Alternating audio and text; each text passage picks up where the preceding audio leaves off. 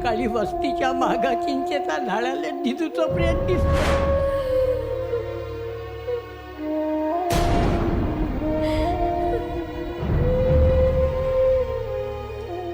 हे काय आहे बाबासाहेब?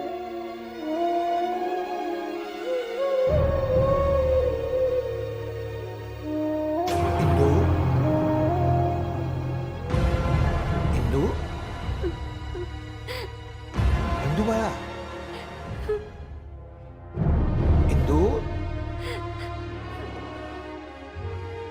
काय हे वेड्यासारखं?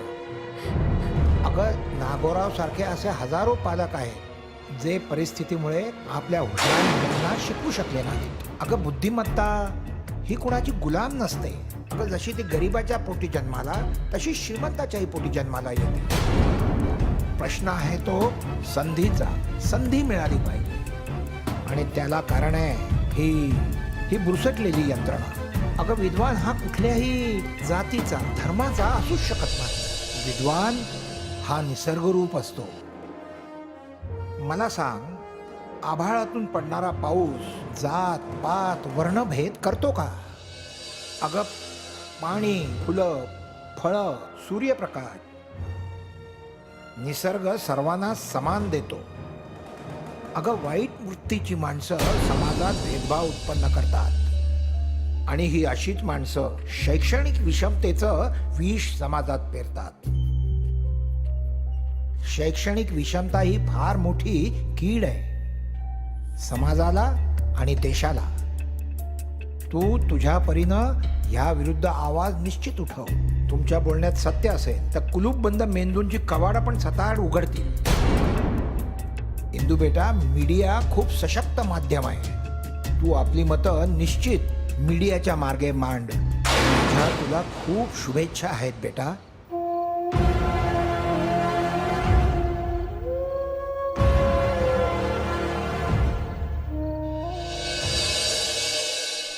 पाहिजे पोरी, जरा दमाने घेजो. जास्तीचं भांडण नाही जमणार आपल्याला. कोण हात लावतो माझ्या पोट्टीले? फोडून टाकेन. अबे चुप बे. अबे पहिलं तेव्हा फोडून टाकीन. अबे ते पोरगी आपली काळजी नाही वाटेल का तिची? नाही नाही, इंदूचं म्हणणं खरं असन, पण ते काही आपल्याला समजत नाही बा. अबे गरीबाईला शिकणं किती कठीण आहे हे सांगून राहिली ते. अबे तर मग घाबरत काय त्यांचं नाही का? मग बोलायचं. अरे समजे शेपट्या ढुंगणात घालून बसले तर कसं व्हायचं? अरे सावित्रीबाईले म्हणे लोक शिव्या देत. काहून शिव्या देत?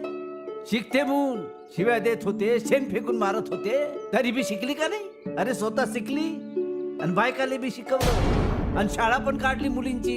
अबे तर मला माहित आहे ना सारं. हे तर आपण आपल्या घरामधून शिकवतच राहतो, सांगतच राहतो ना. पाय बाई, आम्ही हाव किडूक मिडूक माणसं आणि ती हाय मोठी माणसं. नाही, तुला जे काय करायचं असेल ते विचार करून कर. हा, आम्ही हाव तुझ्या पाठीशी, तू घाबरू नकस. हा, विचार कर. हा, तुम्ही काय लय भेटा? माया बाबासाहेबाची लेक आहे मी. या जगात मी घाबरतो ते फक्त पापाले, फसवेगिरीले आणि लबाडीले. बाबासाहेबाची इंदू हाय मी. हे या अशा फालतू गोष्टीशी संबंध नाही माया. हे पा, तुम्ही कोणाला बी भ्याचं नाही आणि मी बी कोणाला घाबरत नाही. चला चला, द्या मला हात. चला. तर आपण लाईव्ह मुलाखतीला सुरुवात करणार आहोत. करा ना. भीती दाखवता आम्हाला. आणि 4-4 वेळा कशाला सांगायला पाहिजे? लाईव्ह आहे. करा, सुरू करा लवकर. सर, रेडी ना? Ready, stand by, it's rolling. नमस्कार नमस्कार. आपण बघताय सरळ आणि स्पष्ट कार्यक्रमात आपल्या सर्वांचं स्वागत आहे. आज आपल्याकडे माननीय शिक्षण मंत्री भास्करराव देशमुख आणि माननीय पालकमंत्री बबनराव गायतोंडे यांच्याशी आपण गप्पा करणार आहोत. म्हणजे महाराष्ट्रातील शैक्षणिक धोरणांबद्दल चर्चा करणार आहोत. सर, महाराष्ट्रातील शैक्षणिक दर्जा याबद्दल आपलं काय मत आहे? तो महिना अहो, आपल्या इथले विद्यार्थी उच्च शिक्षण घेऊन जगात नाव कमवत आहेत. कुठले विद्यार्थी? अहो, आपल्या शाळा कॉलेजमध्ये शिकलेले विद्यार्थी. अच्छा अच्छा अच्छा, म्हणजे कॉर्पोरेशन आणि सरकारी शाळेत शिकलेले विद्यार्थी. मला म्हणायचं आहे हुशार विद्यार्थी. अच्छा, म्हणजे कॉर्पोरेशन शाळेतले विद्यार्थी हुशार नसतात तर काय सर? सगळ्या शाळांवर शासनाचं नियंत्रण असतं, मग ती प्रायव्हेट असो, सरकारी असो की कॉर्पोरेशनची असो.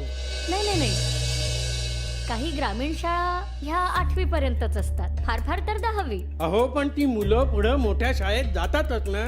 कॉर्पोरेशनच्या शाळा आहेत, निवासी शाळा आहेत, आश्रम शाळा आहेत. अच्छा अच्छा, म्हणजे तिथले विद्यार्थी उच्च शिक्षित होऊन जगभर नाव कमवतात असं म्हणायचंय तुम्हाला? अहो पण इथेही शाळा आहेत ना. हा, आहेत का नाही? हो, पण त्या कॉर्पोरेशन शाळांसारख्या गरीब मुलांसाठी नसतात. हे बघा, हुशार मुलं शिकतातच. पण मग गरीब पालकांचं काय?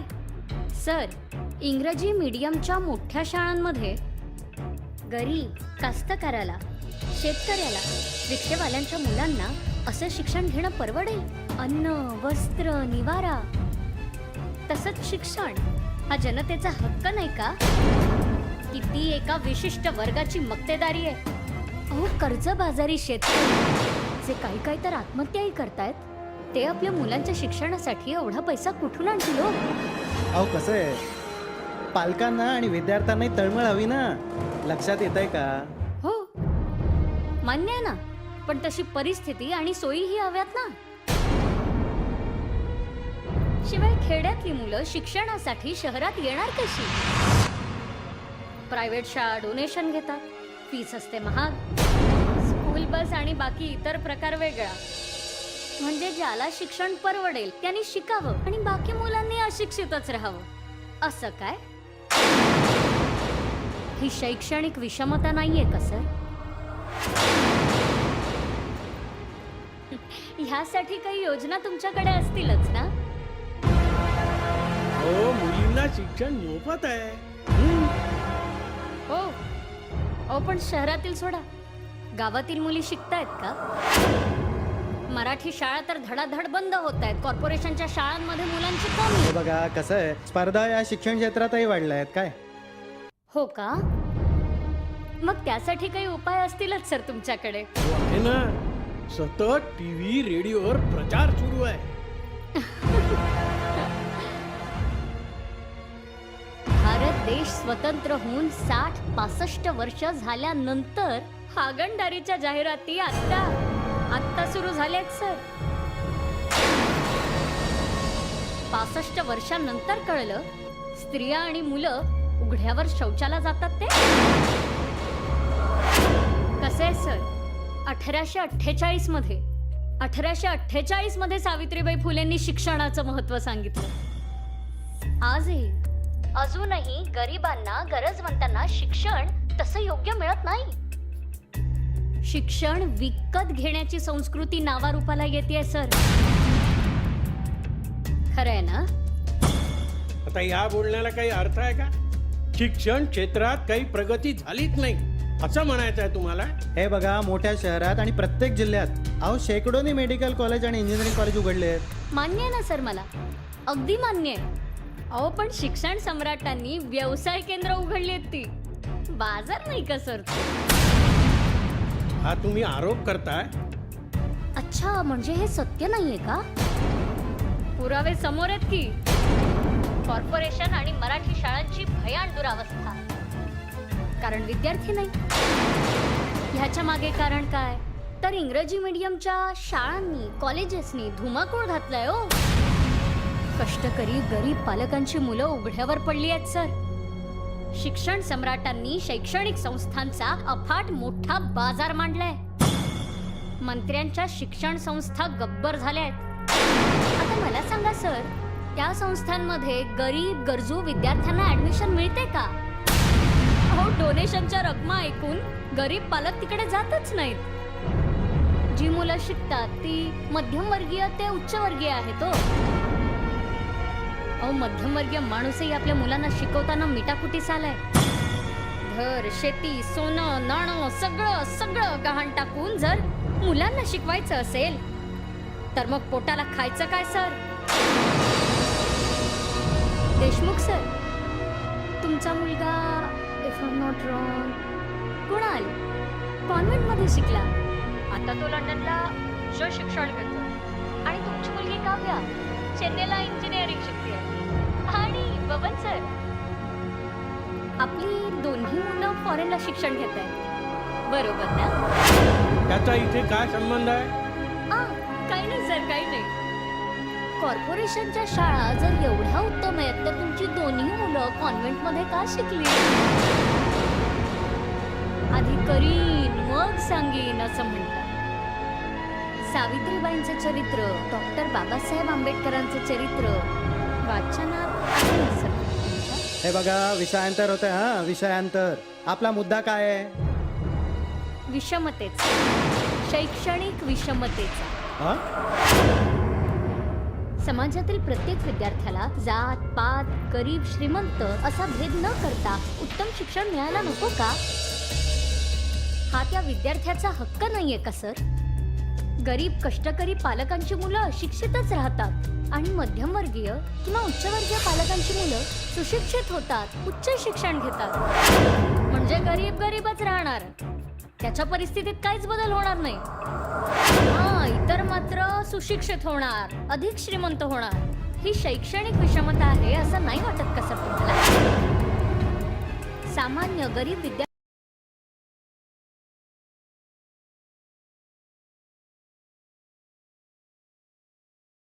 सरकारने उभी करायला नको?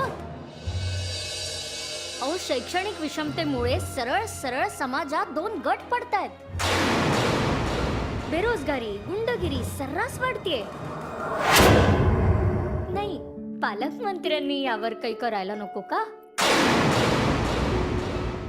तुम्ही मेट्रो आणता, फ्लायओव्हर आणता, सिमेंटची जंगलं उभी करता, पण दारिद्र्यातून सुबत्तेकडे विद्यार्थ्यांना, गरीब विद्यार्थ्यांना उच्च शिक्षणाकडे नेणारा ब्रिज तुम्ही कधी बांधणार? डॉक्टर बाबासाहेब आंबेडकर, सावित्रीबाई फुले, रमाबाई रानडे, अहो यांच्या महाराष्ट्रात शैक्षणिक विषमतेवर काम कधी होणार सर? लाखो गरीब गरजवंत तुमच्या नावाने घोषणा देतात, जिंदाबाद जिंदाबाद. अहो, त्यांचे गरीब, अगतिक, करुण, त्रस्त चेहरे तरी डोळ्यासमोर आणा. ही शैक्षणिक विषमता जर का अशीच कायम राहिली ना तर तुमचा जो काही तो स्वयंघोषित विकास आहे ना तो शून्य राहील सर. कारण सुशिक्षित सशक्त समाज हा प्रगत देशाचा पाया आहे हे विसरू नका सर. मोठ्या अपेक्षांनी गोरगरिबांनी तुम्हाला मतदान केलंय सर, आणि दान हे सपात्री असतं असं म्हणतात तेव्हा तो विश्वास तुम्ही कायम असू द्या. ज्ञानदान हे सर्वात पुण्याचं काम आहे सर. तेव्हा शैक्षणिक विषमतेचा जरा गांभीर्याने विचार करा सर. हे बघा, नमस्कार नमस्कार.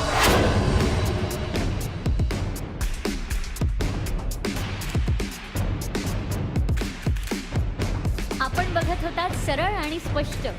पुन्हा भेटूया. नमस्कार.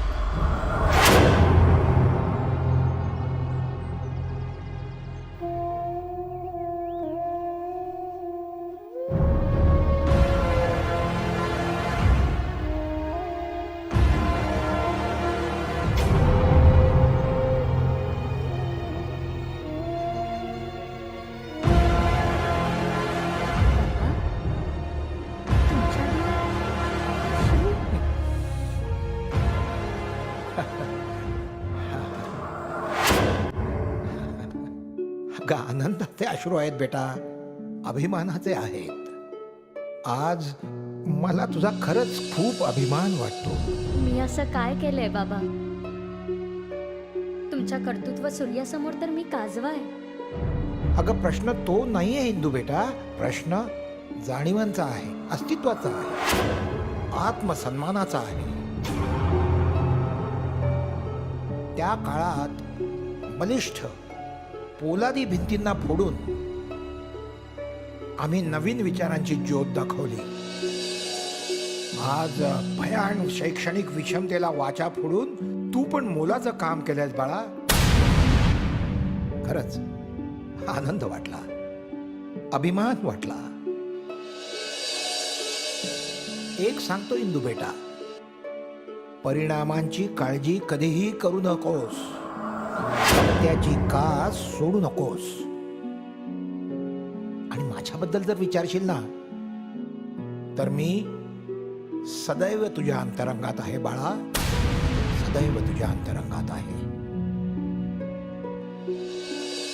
सुखी राहा बाळा, सुखी राहा.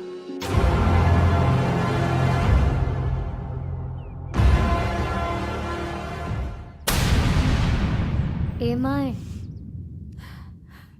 बाबासाहेबांची शिकवण आणि तुम्हा साऱ्यांचे संस्कार माझ्या सोबत आहे. आता आता प्रत्येकच माणूस जर घाबरत राहिला आणि म्हणत राहिलाय का मले का करायचं, मले का करायचं, आणि आपलं अंग काढत राहिला तर काही बी घडणार नाही. अहो पर पोरी, माझ्यावर विश्वास ठेवा. मी जे करीन ते खऱ्यासाठी करीन, सत्यासाठी करीन. मी कुणाला बी घाबरत नाही. ए माय कायले रडते? काय नाही मला, नको रडू.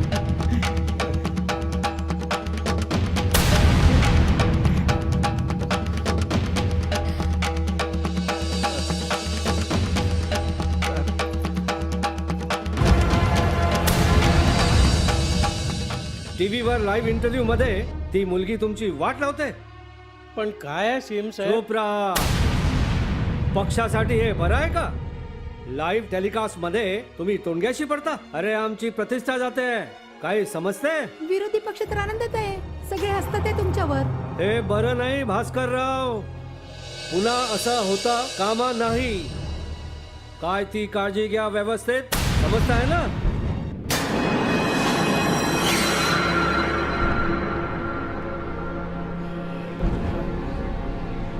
हो, काही काळजी करू नका सर तुम्ही, मी आहे ना.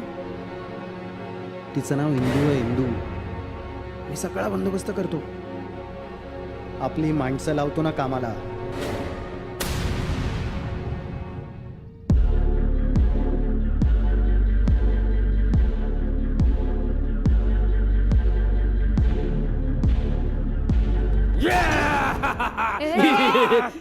आता नाही सोड तुले. हा, आमच्या नेत्याला बदनाम करते. तुले जिता नाही सोडत बघ, तुझ्या तोंडालेच काळं फासतो. हा, मोठी चुरचूर बोलते का तू? हा, मोठी चुरचूर बोलते का? आमच्या तोंडाले काळं फासतो. आमच्या नेत्याला बदनाम करते. आमच्या नेत्याला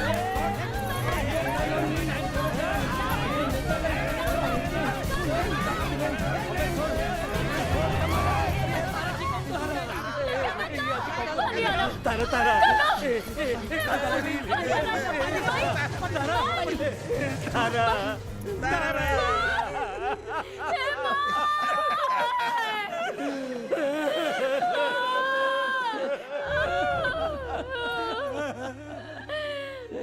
तारा बाबासाहेब त्या माऊलीनं अशिक्षित असून शिक्षणाचं महत्व कळलं. जिनं पोटच्या पोरीवानी मला वाढवलं, शिकवलं, तिचंच तोंड काळ केलं.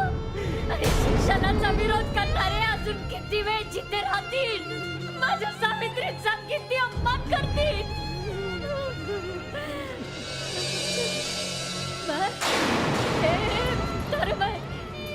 मी वचन देतो, ही शैक्षणिक विषमता संपवण्यासाठी मी स्वतःचा जीव देईन. गरीब कष्टकऱ्यांसाठी, विद्यार्थ्यांसाठी मी हा माझा लढा असाच चालू ठेवीन.